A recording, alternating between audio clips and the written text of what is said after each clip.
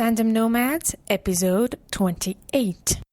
And at the end of the day, having to take that information and making my own call on what to do that feels safe for me, not for anybody else, but for me and my family. Because everybody has very different experiences, very different levels of comfort with uncertainty or risk, and no judgment on wherever that is in the spectrum. I just had to decide what was right for my family and trust that it was what meant. Welcome to Tandem Nomads, where inspiring expat partners from around the world share with you how they turn the challenges of relocation into great opportunities. So are you following your partner abroad for his or her career? Then Tandem Nomads is the place for you.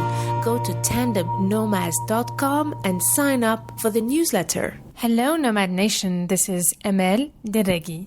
Our guest today is Sundae Schneider-Bean. This episode is a little bit special as Sundae and I recorded this interview only a few days after the devastating attack in Ouagadougou, Burkina Faso that happened on 15th of January 2016. Since then, Sundae had to leave the country with her children while her husband is for now still staying in Burkina Faso. I really wanted to show my appreciation to Sundae because not only she didn't cancel our interview despite the shock she was in after what happened, but she also took the time to share her experience and insights with us in a very grounded way. This episode was supposed to be an episode related to Sundae's experience in building her portable business, but I'm glad that she was very open to share with us more about what has happened few days before. This wasn't Sundae's first crisis situation in Ouagadougou. Therefore, although this was a very extreme event that no one can really prepare for, she could give us some great tips to handle critical situations related to security and stability in countries called of high risks. So let's now listen to this episode with Sundae Bean. Sundae, are you ready for the ride? Yes, I am. Sundae comes from the United States. While she was backpacking in her early 20s across Asia, she met a guy who comes from Switzerland. She married him, joined him in his home country, took his nationality and raised 2 kids with him. Today, they live in Ouagadougou, Burkina Faso. Sundae is an intercultural specialist and a coach. She has helped individuals from over 40 countries go through transitions and change. She also works with multinational companies and NGOs to support their employees. Before starting her own business, Sundae was the head of intercultural management of a major company in Switzerland. So, Sundae, this was a very short resume of who you are. Is there anything that I've missed? And tell us what's happening in your world today. Okay, thank you for the introduction. You've hit the main points for sure. I guess I would add that not only am I interested in supporting expats through their intercultural journey professionally, it's something that I hold very dear to my heart, and it's a personal passion.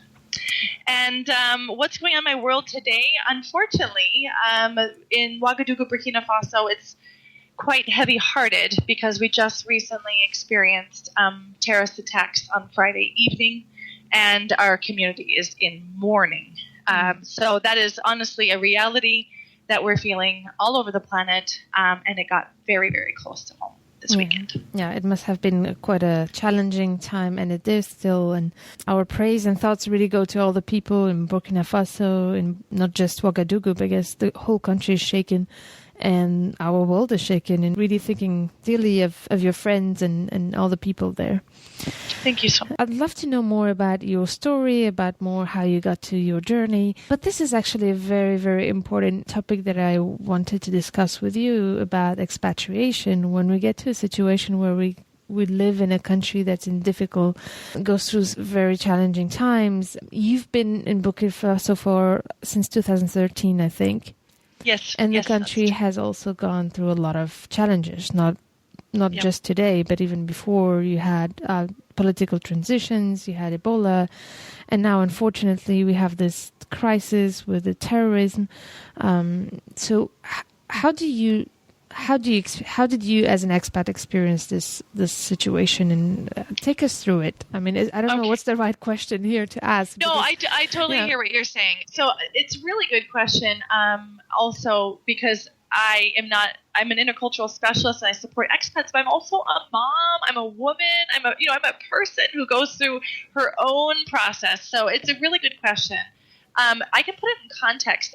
Before I had adapted to life in Switzerland, and Switzerland is known for its high preference for security.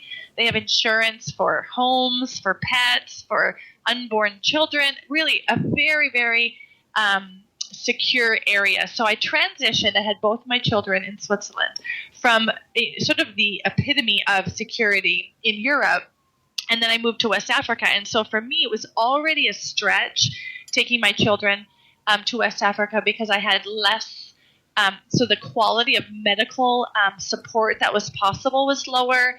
The risk of malaria was higher, for example. So I'd already brought myself on an individual level to a stretch. But the way I coped with that was through getting information, talking to locals and to expats living in Ouagadougou, and asked how did they cope with that? What are the real risks, not what's just imagined in my mind? And I got more grounded information. That helped me make the transition. But when the Ebola crisis came, although thankfully it never reached Burkina, it felt very close because we were in West Africa and it was, in the general direction in terms of the map. So it made me really nervous of dealing with a level of uncertainty that I've never experienced before. And that is so important for any expat, whether you're dealing with uncertainty of what did that person mean? Did I understand it correctly? To what's going to happen to the personal safety of my family. So that was a totally new way of dealing with uncertainty for me with the Ebola crisis. And thankfully, these crises that came up happened in sort of a escalating way where the Ebola crisis was in the region but not in our area. So I was very nervous about that, and the strategies I developed for myself and with my husband and in support of my expat community who had a lot of experience with even more critical situations built up some sort of management. And then the next thing happened with the revolution that was terribly frightening for me as well. And through sort of a strengthened understanding with my husband and I, we developed a plan. What feels right for us, and when do we make a decision to change our situation? So everything has happened sort of gradually in terms of building my tolerance for uncertainty, grounding my understanding in facts from people who are very experienced in, let's say, security or highly experienced expats. And then at the end of the day, having to take that information and making my own call on what to do that feels safe for me, not for anybody else, but for me and my family. Because everybody has very different experiences, very different levels of comfort with uncertainty or risk, and no judgment on wherever that is in the spectrum. I just had to decide what was right for my family and trust that it was what made sense for us. Yeah. Could you give us an example? You're mentioning how it's also important. I mean, on one hand, it's very important to rely on our communities, local communities and expat communities to get as much information as we can to know what we have to do in these situations, how to cope with it emotionally, but also practically.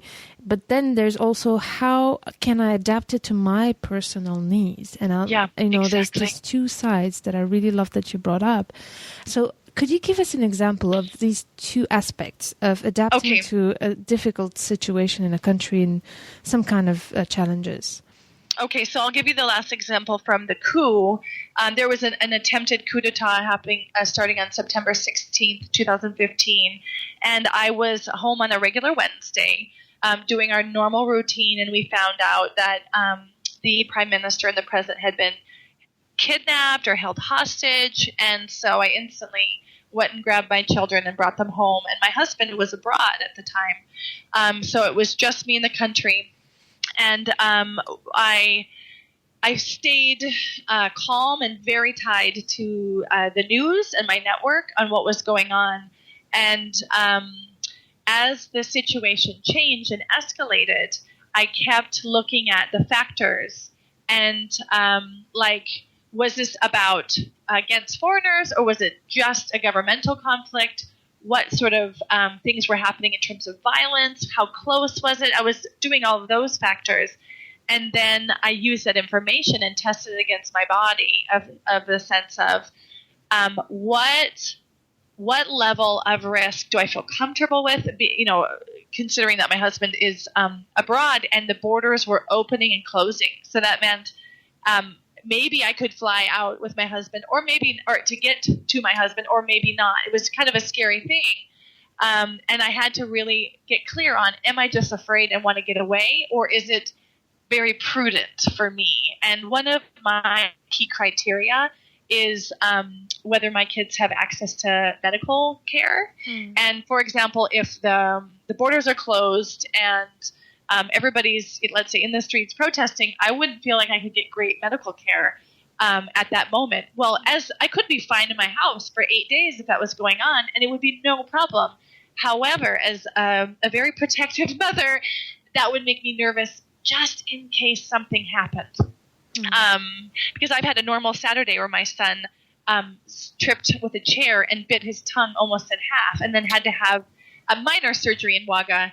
And it was very terrifying because he had to have anesthesia, and that was unnerving for me. Is it a safe clinic? I've never heard of it. Is he going to be okay? So I know my criteria is, do they have access to medical care?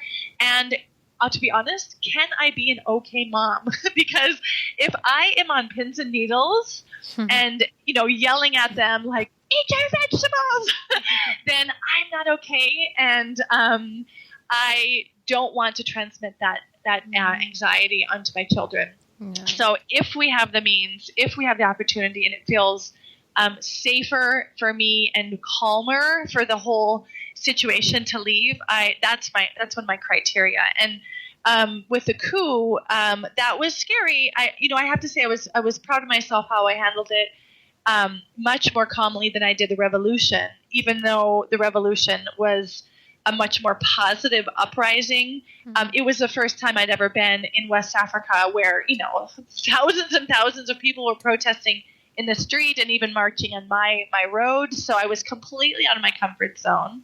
And when it just got a little too far for me to feel grounded with my partner, and it felt like, listen, the risks that I am uncertain about feel heavy on my heart, and the advantages of leaving feel really big. So if it doesn't make a major impact, then why not? That's just my attitude. Other people have a completely different strategy, but I just chose to take a time out in that situation. And that's a personal choice. Other people didn't, and they were completely fine. They had a great time, bunkered down in their house, and bonded as a family. At the same time, everybody has to make a judgment call, and it's up to them. And one piece of advice I would give to people is, if you are in a more fragile context and there's potential of that to happen, I would have a conversation with your partner. Like, what are our criteria? What is my limit? And do that before you're in a stressful situation. So when you're in it, you have kind of touch points to say, okay, yeah, that is important to me, and that need isn't getting met, so let's move to the next step. What's plan B? Yeah. So did you move out any of those times? I went to Switzerland for a couple weeks and let things calm down. And then I came back, and it gave me a sense of security. And I'm kind of the philosophy, better safe than sorry. And at the same time, I'm not. And this is the first 2.5 years that we've lived in West Africa. I have colleagues who've lived in West Africa for 15 years, 16 years. Maybe in 15 or 16 years, I would do something differently. But that's what felt right in the moment. It wasn't easy. It's easier to stay put. It's easier to not, separate, let's say, your family or get out of whatever routine you have. But it felt right for me. And we were lucky to be able to have that choice. Not everybody has that choice. Definitely, yeah. I remember we spoke very briefly before the interview today, and I love the fact that you did stress on that. Like you were saying how stressed you were because of the attacks that happened last week, and it was horrible. But you feel fortunate that at least you've got the choice to leave if you had to. Right, and I think I would advise that to individuals who go to areas where there's a higher risk involved. Sometimes your organization won't authorize you to go, and it will be after your comfort zone.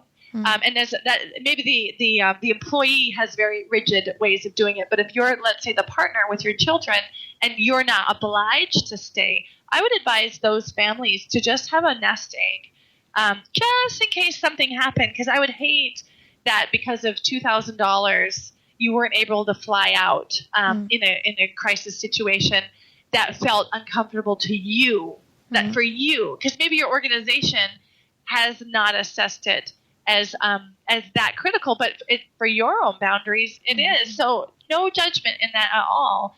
Just to say, okay, this isn't like in the U.S. Embassy system, I think they call it authorized departure.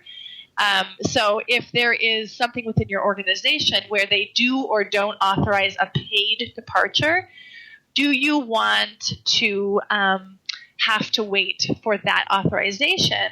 Or do you feel comfortable saying, you know what, this feels right now. I'm going to do that. We have the nest egg. And then take that decision for yourself, as long as it doesn't go against whatever rules and regulations you have for your organization. Definitely.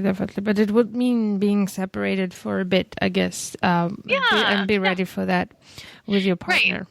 And I mean, it could be 2 weeks, it could be a month, but if it's something so dramatic where that separation would be 6 months or longer, your organization would definitely see that as critical.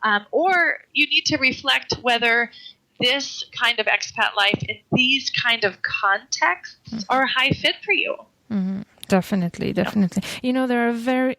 are like three very important and great advice you've been saying here in this last few minutes that I would like to summarize. The first one, when you said that, before even you get to the point where you reach a high crisis level, sit down with your partner and discuss what is your limits. When is it for you, like the limit of staying or leaving? It's difficult, actually, I find, to really know. I think it should maybe be depending on the country where we are. I think depending on the country, we know more or less how fragile situations can be and what are the risks that we are, exposing ourselves to. But I love the fact that you said that it's important to sit down and discuss it before it happens, And the second thing, I noticed that, this having a place to go back to in case of emergency and planning that, having, and if the organization doesn't take care of it, we have to be ready to just go,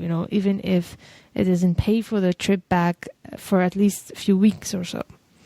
Right. And the fact that, if it's longer, then we have to think of the longer term. And in that case, I guess, definitely, like you said, the organization would be involved in this situation if it's really too dangerous and you can't stay for a longer term.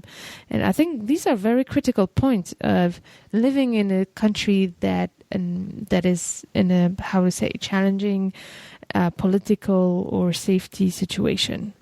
Yeah. And not to say, I mean, this is for the idea of taking a break or a step out. It only applies to if you're, let's say you're the tandem partner, you're not the one who has a fixed assignment. You have more flexibility. If you have the assignment, you have very clear boundaries on when you can't leave. So that's really important for the family to be clear about when they do accept an assignment. The other thing I want to emphasize is it sounds easy to just pop out and leave for 2 weeks and come back. But, if you have got a baby and a 2.5-year-old and you're trying to go through airports and then you have no daycare and you don't know where you're going to stay and it could be a burden on friends or family or even more financially in a hotel, this isn't it's not an easy thing. It's not Definitely. It's not without impact, but it's really important for people to just think it through. And as I've said before, there's no right or wrong answer. There are so many possible strategies, and it just has to make sense for you. Actually, I wonder now, with what's happening in Burkina Faso, how close does it make you with the local people? Do you have any friends who are local there? They're at the end the most, I feel, in a way, the most for them, because they're the ones, like you said, they can't escape the situation. So how do you experience this, being there and being able to testify what's happening and being in touch with people who are suffering the most from this situation? I think it's I think for the Burkina Faso, it's incredibly disheartening because we just went through, so there's 27 years of government from Compaoré, then the revolution, then the transition government, a peaceful and democratic election, which everybody was really celebrating. And I returned from vacation to really look forward to this new year, and 48 hours later, this happened. So I think people were looking optimistically, with hope and with pride, on the future of Burkina, and now it feels like that it put it into question. But the Burkina Faso are extremely resilient, extremely committed to democracy. So I believe that the government and the population are going to stand strong and create an environment where they send a clear message. This is not going to shake our life. We will take measures to be prudent in our borders and how we respond to situations. So I do believe that there is a strong intention to not let this set them back. Of course, it's an extremely hard blow to the nation on that respect, because it was one of those ideas of Burkina felt so it's not a surprise, but it felt a little bit like this is a sacred space where that shouldn't happen. Definitely, yeah. I guess it must. I know from my personal experience, I've been in Serbia, during the war, and then Uganda when there were these conflicts, and in the neighborhood in Algeria. And I wonder, if it doesn't make us closer to the locals when they go through their hardship, because we know exactly what they're going through. Yeah, I feel like I wouldn't say. I feel very close to the Burkina Faso. Feel very close to my heart in terms of my respect for them and the way in which they conduct themselves in times of trial. So they've already been close to my heart for a long time. Mm-hmm. But I do feel like, as someone coming from a very privileged situation, born and raised in a stable government as a child, unaffected by terrorism during my formative years, having access to education, I'm extremely privileged. And so I didn't grow up knowing this environment of conflict. And so being here, like I said, even in still a privileged position of, I know where I'm going to have food on my table the next week. I know that if something's not okay, I have other options. I feel like it's sort of seeping into my bones just a little bit of, wow, that must be really exhausting on the soul to have to keep getting hit by challenges over and over again. And like I said, I don't make any assumptions. I understand it truly, but I think it's beginning to seep in, at least an awareness of really what sort of a beginning understanding of what that might be like. Definitely, yeah. So tell us, now that you have the experience, you can talk about it in such a reflective way, and I love the way how you talk about this experience with measuring your emotions and trying to put things into perspectives. But how is it before, when you didn't know anything about Burkina Faso, when you didn't know anything about the city of Ouagadougou, and then you discovered that you're going there? How did you go through that decision? Oh, that's a great question. And I'm going to out myself on something really embarrassing. But for example, just to put it in perspective, before we decided to come here, I was the parent who would go to the pharmacy and look at teething gel for their children and go, should I have the natural one or the chemical one? And I'd be like, no, only the natural one. Unless it's really, really bad, then I'll give them the chemical one. Or I would be like at the grocery store going, are these apples regional and organic? And so I had a totally, just like I said, the very sheltered context for my children, and natural and all of these things, low risk. And when we decided to come to Burkina Faso, I realized that was opening the door to a lot of risk that didn't exist in Switzerland, and I went through the hard work of measuring perceived risk, probable risk, and strategies for coping. So I learned that not everything in my head is as scary as it really sounds when you're there. And so that was a definite journey for me. But what happened when you knew? I mean, how did you get to know that you were going there? And actually, was that question asked to you? Did you evaluate if you're going or not? Oh, absolutely. That's something my husband and I can give you a little background. So that was, we were actually living really perfect lives in Switzerland. I had my dream job. My husband was working in a great company, wonderful apartment with a little piece of green grass, and our children were very close in the daycare, and so was our work. And everybody from the outside might have said, listen, you guys have exactly what you want, and why would you change anything? At the same time, there were two things going on. One, my husband had been with the organization for several years and was looking for that next challenge. We met traveling in Vietnam, by the way, so we both have a hunger for travel and culture, and he had a bit of an itch to do something abroad. I myself have been abroad for so many years. I was pretty happy with, enjoying the roots I had established in Switzerland. At the same time, as an intercultural specialist and coach, I felt like for me to stay really on the forefront of supporting my clients, I need to go through more. I need to experience more and stretch myself more. Because by this time, I had been in the country for a decade, and all this stretching and learning and growing happened like 5-6 years ago. And all that hard adaptation process, I had become comfortable and well adapted. And I thought, really, in a very developed context. And I thought, you know what?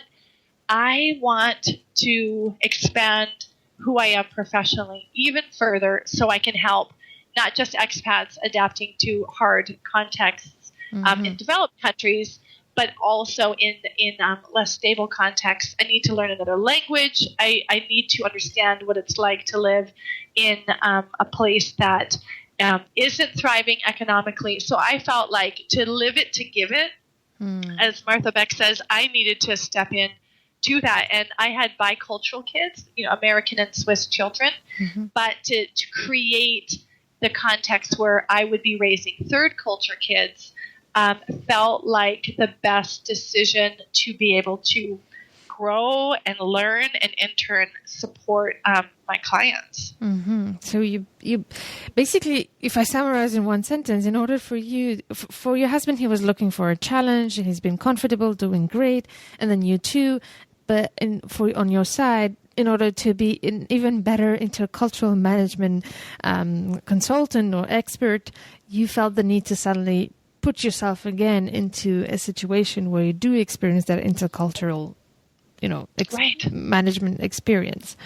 Right. And what I didn't mention is for my children to say, listen, this is what the world looks like. There's this, and there's that, and there's this thing. It's all very different. They all have pros and cons, and they have different ways of doing things. I wanted to expose my children to another context. Yeah, you are definitely doing that. Yes, I am. Some days I wonder.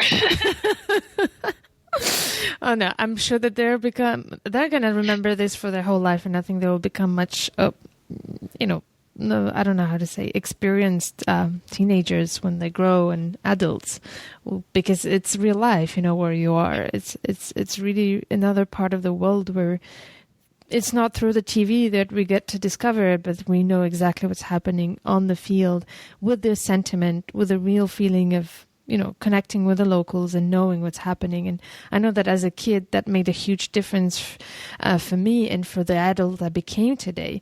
I've been always very sensitive with the way the media, reports these events and says only like a third of the reality. And I just find it amazing. I think it changed my whole perspective of the world, being able to talk with the people who are directly affected with what's happening in the world. Yeah. Yeah, definitely. Yeah. And I really see that, with my children, the flexibility of thinking that they have. It took me till I was in my 20s, late 20s, to really get that.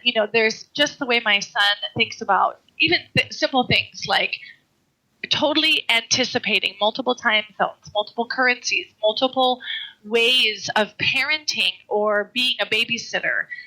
Ways of driving, the way the government functions, how people get from A to B. Even I always give this example. When my son was 2 years old, he put a plate on his head and walked it into the kitchen. I thought that was so sweet because he's watching how women carry fruit, in bowls, and so it's just a flexibility of seeing things. That is really beautiful. What was your challenge, your major challenge in this nomadic life? What was the most difficult part of it for you? You might think that it would be things like, a revolution or a coup d'etat with my little kids in West Africa, but that was a totally different level. But I really think that my ultimate challenge was when I first moved to Switzerland. And at that point, it felt like that's where I was living, forever. And to learn German in a Swiss-German context, make mistakes all the time, feel like a child, give up my profession in the U.S. and have to start from total scratch. It was like taking my ego and just smashing it on the ground and stomping on it. And it was really hard. It challenged me on so many levels to find a sense of belonging in my husband's friends when I didn't understand the language, even though they were so welcoming of me. I always felt like, in the beginning, I felt like the odd one out, and looking at my wonderful in-laws and going, oh my gosh, am I ever going to speak their language? So we understand each other in an easy, fluid way, and that was daunting. So I have full respect for people who are in binational marriages, and one individual is adapting to his or her culture, and because that's a whole nother dynamic. Yeah, definitely. And so you've learned a lot from all of this, and what is for you the biggest benefit you've, gotten from living abroad? Oh, I think the first one that comes to mind is just the way I see the world is completely different than if I had stayed in my hometown and didn't travel and meet people face to face and engage in conversations with people who are very different from me, and stretch myself in so many ways. That is probably the number one thing. And the other thing that came up for me was I just feel alive. It's not easy. It's it's not always comfortable, but it's probably just feeling really in life. Wow. I would like to know more about you on a professional side. You started your career in Switzerland, didn't you? In Switzerland, yeah. That's absolutely where I was working professionally as an agricultural specialist. So you worked within a company to help the employees, adapt to different cultures, those who had to do business with different countries, right? So I was in what's called a profit center of a corporate training department. So I worked for the 5 businesses in my company, as well as for external clients in pharmaceuticals or in education or in auditing.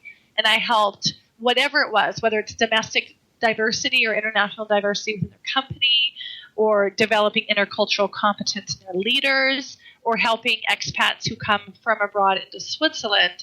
Whatever their need was, I created a tailor-made approach to help them deal with change or understand how to adapt their communication. So that I did starting in 2008. Okay. And then you started your business before or after leaving? Yep.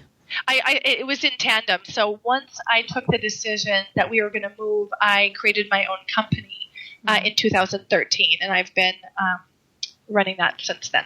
So your clients are not only in Ouagadougou? Oh, no. I have some in Ouagadougou, but a lot from all over the place, yeah. And you work like virtually or? Yes. Yes, so my Ouagadougou clients, they come here to my office, or I go to their site to do a workshop, for example. But my other clients, it's Skype or it's telephone. If you want someone who has experience in a place like West Africa, you kind of have to also deal with the technology problems that come with it. But up until now, it's not been disruptive.